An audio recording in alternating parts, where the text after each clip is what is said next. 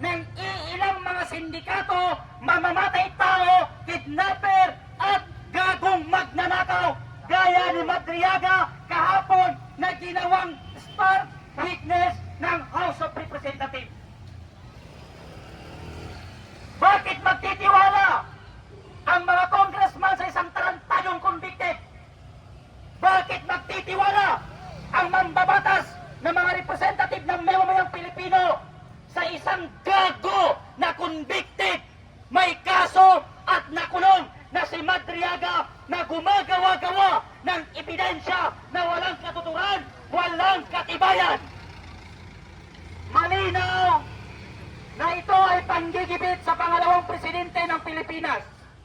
Malinaw na ipinagkakait nila sa mamamayang Pilipino na mamili ng kanilang leader sa ating bansa sapagkat nakikita nila na si Sara ang pinakamalakas na bababangga nila sa 2028 at alam nila na pag si Sara ay hindi nila nagawang i-impeach at naabutan sila ng 2028 at maging presidente si Sara, alam nila na lahat sila ay sa kulungan ang kanilang bagsak.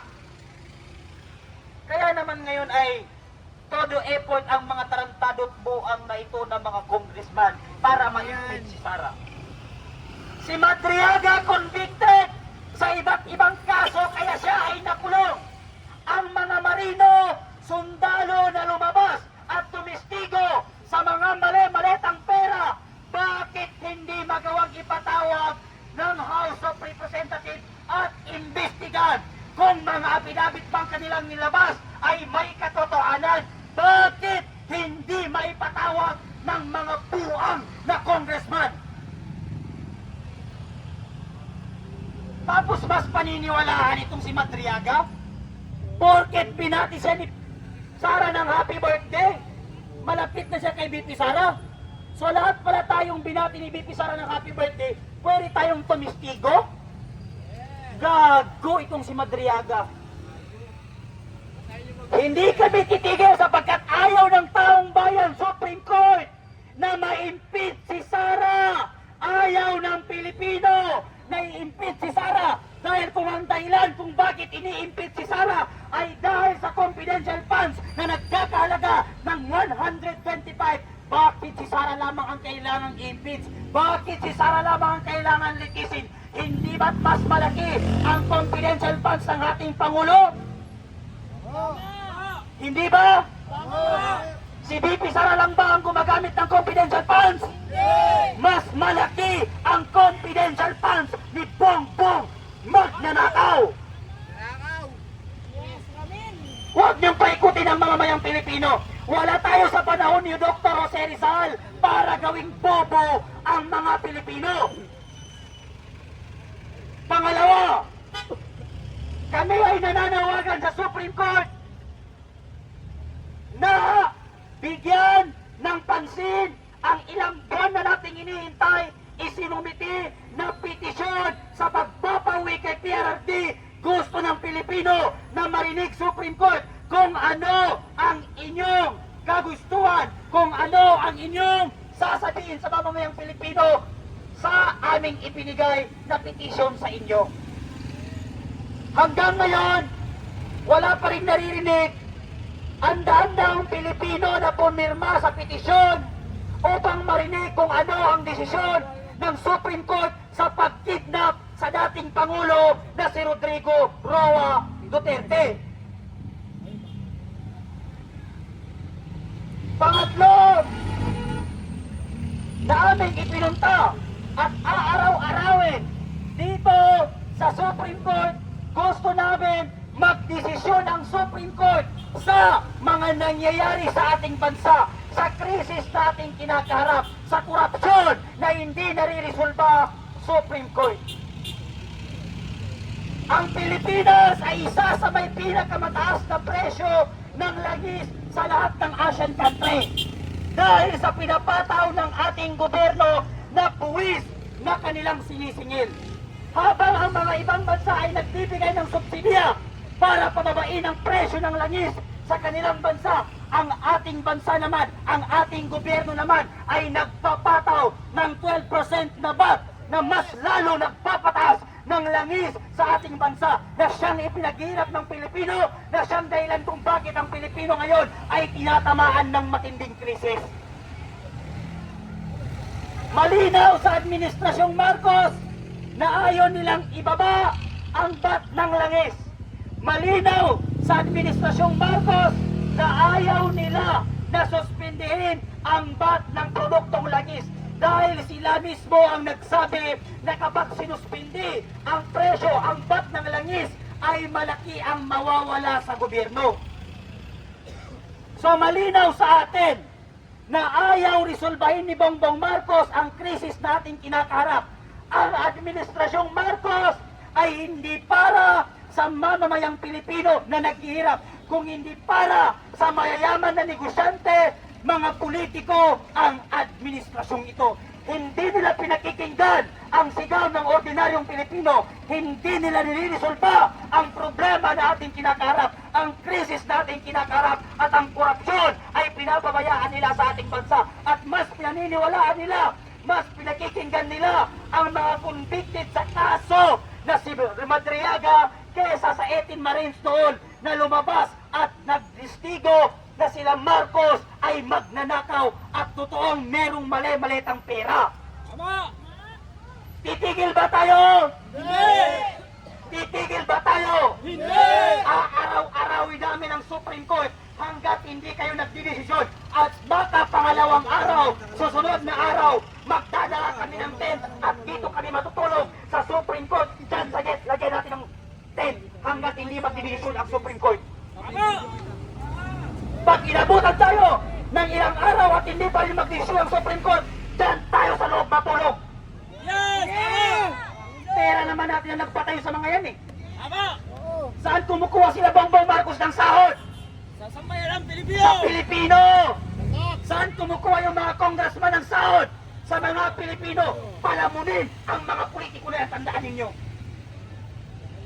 Palamunin natin ang presidente, congressman, lahat ng politiko at opisyal ng gobyerno, palamunin ng taong bayan sapagkat buwis natin ang kanilang sinasahod. Tama! Hindi na ito ang panahon para tayo ay matakot sa gobyerno. Hindi na ito ang panahon para tayo ay magpaapi sa sindikatong gobyerno ni Bongbong Marcos. Matuto tayong lumaban at manindigan. Kung makulong tayo, okay man yun. Libre man ang pagkain sa loob. Hindi ka na magbabayad ng rent. Hindi ka na magbabayad ng tubig. Libre lahat. Ano bang problema sa loob ng kulungan? Di ba? Yes! Libreng pagkain, libreng tubig, hindi ka na magre-rent ng bahay. Kaya may kwarto man sa loob ng kulungan. Sikip! Masikip nga lang, yung tae mo, nakakain mo. Pero pag mahirap ang nakulong, yung tutulugan niya katabi ng CR niya. Pero pag politiko na kurakot ang nakulong, ang ganda ng putang inang kulungan. Naka-subdivision sila ila nila yung May TV magkaangko. pa! May aircon pa! Anong sabi ni Luistro? Simple lang. Pag walang kaso, magpakita at sumagot. Fuck you, Luis. Sino pangalan nun? Luistro. Jinky. Anong sabi mo? What I did, tinago ko ang aking asawa. Kasi, ano? May kaso! May kaso. Tapos sasabihin mo, simple lang. Lumabas ka, magpakita at sumagot, samantalang asawa mo na kriminal, tinago mo. Huwag kami, Luisitro. Anong pangalan yan? Luistro! Luistro. Kahit pangalan ng mga sindikatong congressman, hindi natin na-memorize. Sindikato kaya di mo memorize. Laila de Lima, may matibay na ibinidya kay BP Sara. Dahil binati daw ni BP Sara si Madriaga ng happy birthday. Dami mong binati ni BP Sara ng happy birthday, di ba? Oh, madami! Parang lahat ng mga DDS supporter, binati ni BP Sara na ng happy birthday, happy birthday. So ibig sabihin, pag binati ka pala ng happy birthday, pwede ka nang tumistigo. Eh baka nga hindi kilala ni BP Sara si Madriaga eh. Baka nga pumunta lang sa Office of the Vice President at nanghingi ng panglibing ng lolo niya. Tapos nagpa-picture, sinabi niya, bagman ako ni BP. Fuck you talaga itong tarantado nito. At ang nakakapagtaka, mas pinakikinggan pa ng House of Representatives ang convicted na yan kaysa sa 18 Marines na lumabas. Kaya, kataas-taas ang hukuman ng malungkot na Republika ng Pilipinas. Kami ay nagsusumamo sa iyo. Kami ay nananawagan sa inyo na magdesisyon kayo na ibasura ang impeachment at tumugon sa petisyon sa pagpapawi, pagkidnap ni PRRD at resolbahin ng Administrasyong Marcos ang krisis at ipakulong ang mga politiko na sangkot sa nakawan. Dahil aaraw-arawin namin kayo, kakalagpakin namin kayo, pang-apat na araw na po namin ito, Supreme Court, kataas-taasang republika, kataas-taasang hukuman ng malungkot na Republika ng Pilipinas. I-off natin si Bibe! Duterte tayo hanggang sa uli. Wala nang Marcos. Magnanakaw ang tatay. Magnanakaw si Bongbong Marcos.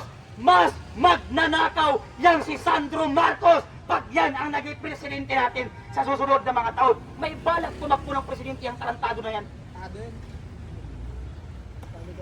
Eh doon nga sa distrito niya, wala siyang napagawang flood control eh. Puro pinapahama ka distrito niya doon sa Ilocos Norte. Sa unang distrito ng kanilang lugar. Yung mga tulay, hindi tinapos. Di ba? Wala tayong aasahan sa Administrasyong Marcos na ito. Malinaw na wala silang kakayahan para ipakulong ang lahat ng kurakot. Malinaw na hindi nila kayang resolbahin ang lahat ng krisis na ating kinakaharap. Ang ating paghihirap ay hindi nila pinapakinggan.